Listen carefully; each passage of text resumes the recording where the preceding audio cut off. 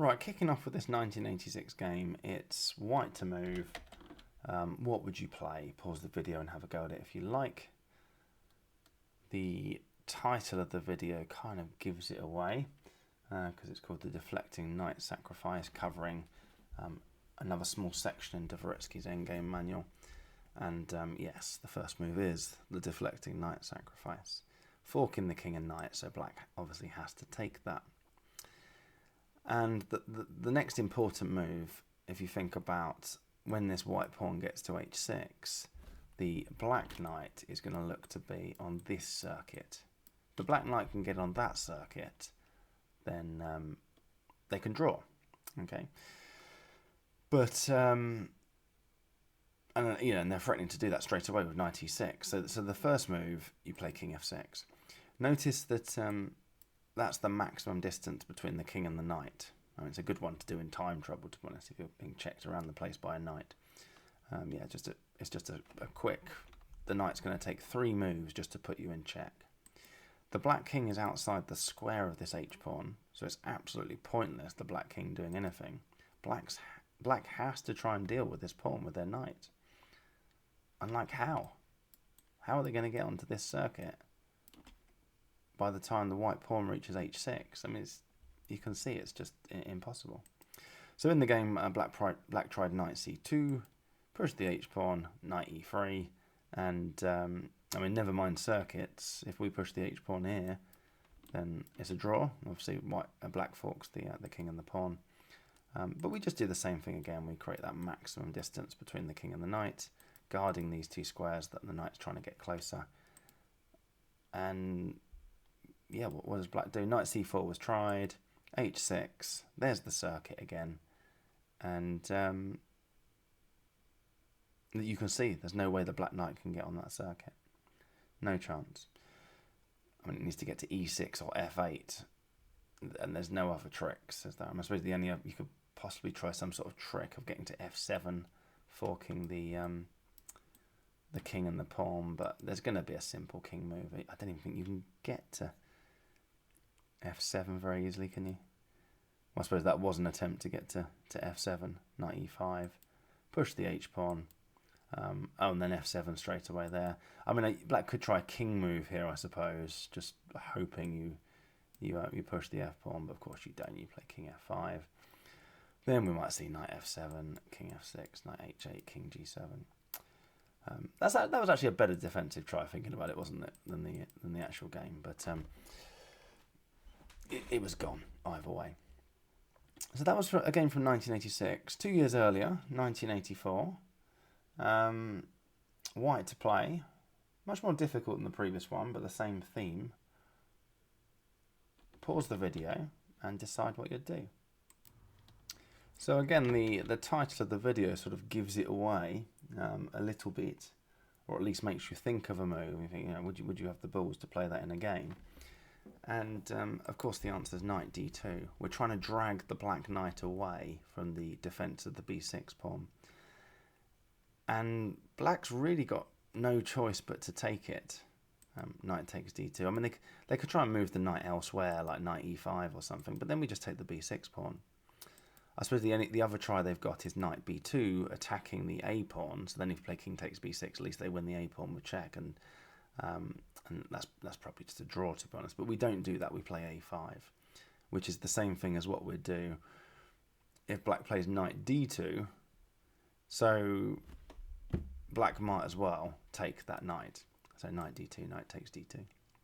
And then we push the a pawn. Okay, so much better to have this position as black, but with white not having a knight. So, I mean, if white can win it from here without a knight, then they can obviously win it with a knight. So yeah, b takes a5. It didn't really matter what black did there. Our next move was to put a pawn on b6. So again, why not just have it where white doesn't have an extra pawn on b5 once we put that pawn on b6. So yeah, b takes a5, b6, and then that black knight's got to stop the b pawn, and it tries to do it like this: knight c4, b7, knight e5. And it looks a little bit here like white has messed this up, because knight d7, knight c6. Either of those two are going to stop the b pawn. Obviously, if you push the b pawn, then knight c6 forks the king, and well, if you play b8 equals knight, we'll just ignore it and push the a pawn. But yeah, forking the king and queen if you queen now. So you've got to do something with your king. You can't push the pawn. And the natural move to do would be king b6, because you don't want to put your king in front of the pawn. That would be silly, right? So yeah, king b6, and now black's won. This is just a win for black, and that original sacrifice was a complete cock up. Knight d7, king c7, and this knight can come to c5. Sorry, that's not particularly great in itself, because it's sort of going around in circles a little bit. If king b6, or if king b6, sorry, we can take the pawn. So yeah, instead of king c7, sorry, that's what I was getting at. We could try king c6. This is the one to hopefully go around in circles, so you at least get a draw out of it, having realised you've messed it up. But you don't, because black just leaves the knight there. Both sides queen, and it's just gone. Black's got an extra 2 pawns on the king side. White doesn't even have a check on the next go. Well, they do, but you just block it with queen f6. It's your king's miles away. This is a very easily won king and pawn ending. Yeah, I've just realised White's actually got this check, but we just come here straight away. Our queen's defending g7. It's a very easily won queen and pawn ending. So you start to think, well, hang on a minute, it was knight d2, a brilliant piece sacrifice, deflecting the knight away, because we get to this position. King b6, no good. But the extra brilliant move you had to see here was king b8, double exclamation mark. It seems so counterintuitive, doesn't it, to put your king in front of your own pawn? But this position's gone. What does black do? I mean, knight c6 was the move played in the game, but you can see why, because a4, king c7, and the king's immediately controlling those 2 squares. If the knight went to d7, then king c8, and we're promoting, well, not next go, but after knight b6, we've got king d8 would do it. So yeah, the black knight went to c6 with check, king c7, back to b4, hoping you push the b pawn, knight a6 picks it up, but king b6, and black resigned. Absolutely brilliant. Knight d2, the deflecting knight sacrifice. Right, next, this one's from a 1949 game. I say this one's a bit more difficult again, because it's quite hard to see where the deflecting knight sacrifice comes into it, which is why you shouldn't think about that. Just try and imagine it. You're playing a game of chess. I mean, this was a game of chess from 1949. How does black win it from here? Pause the video and have a go. So you can push the d pawn straight away, and the white king has to come in. The white knight cannot stop. The white knight cannot get to the covering the d1 square, because the black knight defends c3. So the white king has to come in. And it's this next move that's pretty important. It's all about keeping this knight out of the game. This knight's threatening to come back in the game on b5. It can't get back in on c6 at the moment. So you want to stop it coming in to b5. I mean, you don't want to tie your king down to doing it. So the next move is knight c3, guarding that b5 square. If you play instead king d4, then the white knight gets in, and you just allowed the white knight back in the game. Knight b5 check, king e3, and then absolutely brilliant move that white's got here is knight a3. I think, what's so good about that? I can just push the pawn. It's like, well, you can push the pawn, but I'm having it. And now, either the black king or the black knight has got to come over here to deal with this. If it's the black knight, then I mean, there's just nothing for you to worry about. The black king's not going to gobble up these pawns. We can just sort of safely defend them with our king. And if it's the king, then a combination of the king and these 3 pawns is easily going to be able to liquidate these 2. So that's going to be reasonably easy for white to draw. So you do not want to allow the white knight into b5, and hence knight c3 is the best move there. It's still the only winning move. King e1, king to d4. I mean, that does allow the white knight in, but not in a particularly clever way. Knight c6, king e3. Uh-oh. The white knight has no checks. It has no way to cover d2 and no way to cover d1. We're coming through. That's a win. So clearly not knight c6 check. Instead, let's stop the black king coming to e3. And now we make progress with knight e4 check, which would win very quickly if black played king e1, for example. You've got king e3 and the d pawn's coming through. Okay. The white king, you know, has to go to d1 to stop it queening, and then knight f2 is going to check. If king d1, sorry, in this position, king e3, same trick. Okay, we're going to see knight f2 check followed by d2 check. White's dead. So the only thing they can really try here is king c1, so that if we come into e3 here, that's actually thrown away the win. Because again, you've allowed the knight into b5. You think, well, what's the problem? d2, king goes to d1, knight f2 check. It's done. But no, white's got king c2 this time round. And after knight f2, you've got knight c3. Okay. So don't do that. After king c1, you can't allow, it's all about not allowing that white knight into b5. So absolutely brilliant move here. I mean, knight c3 does it, but knight d6 exclamation mark was played in the game.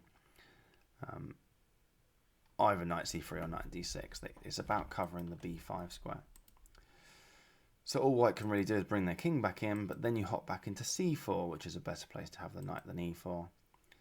We'll see why in a sec. King c1, then you can push the d pawn, king to c2, and then you come into e3. I think what's so marvellous about this? Now we can play knight b5, and the knight's coming to c3 and defending.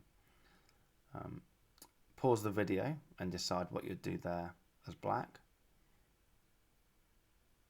So finally on move 9, we see the deflecting knight sacrifice. The end. I mean, if you tried to see that in the original position, you know, if you tried to solve it in a lateral thinking way, right, I'm reading a section on the deflecting knight sacrifice. Oh, how do I do a deflecting knight sacrifice here? Obviously, then that's the wrong way to go about it. Sometimes that lateral thinking helps us solve chess positions, but in a way that's not helping us, because we should be just thinking about it as a game of chess and just trying to play it as a game of chess, and then it's only later on it's like, oh, okay, that's why it's in this section. So yeah, we haven't completely finished. There's still one more thing to check, which is here. What if white sees that forking of the king and the knight and tries to be clever with knight c6? Because the king's covering the d1 square, you know, so we don't need to get our knight to c3 whilst the king's covering the d1 square. But black's got this absolutely brilliant knight b2. Yeah. Incidentally, if they tried that knight b2 when the knight was on b5, you just ballsed it up. Knight c3 would defend from there. Obviously, we don't take the knight on b2. I'm here, but there's nothing we can do. It's gone. Right, next. This is white to play, also from a game. This is a game from 1984. So on this video, I've got 2 games from 1984 and 1 game from 1986. What would you do here? Like, black sort of struggling for space, but you know they've got everything defended and there's no sort of obvious way in.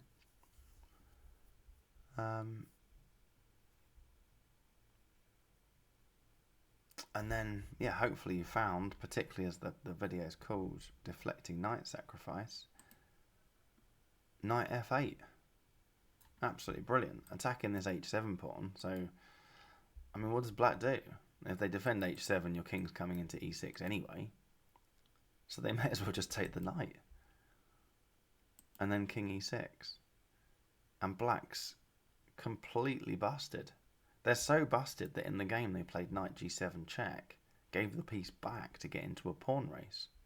Which, by the way, white would have had to have thought about here. At least you hope they did, and didn't just get lucky. Because if black doesn't go into that pawn race, if they play, for example, knight c7, check, we take on d6, knight back to e8, king e6, the d pawn's coming through. Or if they left the knight defending those two pawns, I mean, other than pushing the b pawn, which is obviously ridiculous, their only other sensible legal move is king g8, and then you play king e7, and you're going to win that knight. If the knight moves, we take on d6, and then the d pawn's coming through. That's checkmate in 17 apparently. So you're in the game. Knight f8, brilliant move. Black took it, and here with nothing else to do, black just sacks the piece back to go into this pawn race. White would have had to have calculated this, and it's fairly clearly winning, isn't it? We're going to pick up the f6 pawn, chucking in queen f7, intermezzo check as well. And black played king h7 and actually resigned at the same time. Don't want to get sort of too sidetracked by it, but we can at least pick up this pawn. I don't think there's a way to swap queens by force, but you know, the black king's out of the game, and for the queen to get back into it, we're going to end up sort of blocking with a check or something. So, I mean, I can't believe that would be that bad, to be honest. Just go and grab the c pawn, or move your king over. Maybe just chuck in a queen check and move your king over. Finally, this one's not a game. This is a study. This is from 1920. This one is absolutely brilliant. I nearly got it. I found most of it and then couldn't find the final little trick. And I had to sort of just cheat and look at the solutions because I couldn't work out how to do it. So, I mean, white's got two reasonably obvious choices here. I mean, white's just going to move this knight, and then the g-pawn is going to promote. So if it's knight e7, then black's going to play knight d7 to come and stop this g-pawn. If you played knight f6, black can play knight c6 to come and stop this g-pawn. And it's not going to end up in an endgame manual of deflecting knight sacrifice if the solution is then just to win black's knight. You can win black's knight in either of those two variations, and both would transpose to this position, I think. But black can just draw that so easily. I mean, if anything, white's got to be careful not to lose that. But black's got a very easy draw. You know, just push this and move the king in here. Black's easily going to be winning that pawn, or probably the best white can do is just defend it with their knight and try and hold these two up with their king. But black would probably have winning chances there, actually. Even though the engine reckons that's minus 0.3, I would definitely take black there and give it a go. So it's not that. That's not what we're looking for here. So you have to choose, you know, do you think there's something else you can do from there? Or do you think there's something else you can do from there? And the answer is, there's something else you can do from there. The first thing you do is knight c6 check. If king a6, there's your brilliant deflecting knight sacrifice. That's gone. Okay. So black can't play king a6. They have to play king b6. And then you take on e5. And yeah, what does black do there? If they play knight f6, well, that's what they're going to do in the game. If they take the knight, sorry. It's not the game, sorry, it's the study. It's the main line of the study. G7, you can't stop the G pawn. Now, if they play knight f6, this was the bit I didn't get because I couldn't see the follow-up. So, yeah, you can pause the video and say, well, what did you do now? Well, how did you get out of this? I must have, if they'd taken the knight, that was all right. But what if they played knight f6? I mean, I saw knight f6 when I had to go with it. I just couldn't see. I couldn't see how the obvious follow-up move to that was helpful. Like knight d7 check. Black just takes it and comes back to f6. And the move I missed. This is so cool. e5. How cool is that? Absolutely brilliant study. Knight e7, knight d7 is forced. Knight c6 check, king b6 is forced. Knight takes e5, black has to move their knight, and the only place that they can go and still stop the g-pawn is f6, but then you fork the king and the knight, and then play e5 so they can't get to f6. It's just genius. Knight takes e5, g7. Yeah, that's a pretty fantastic study. That's from 1920. That study is 105 years old. And still, in my view, just as good today as it probably was back then. Good place to end this video on the deflecting knight sacrifice, actually. In fact, I might just end it there. Brilliant.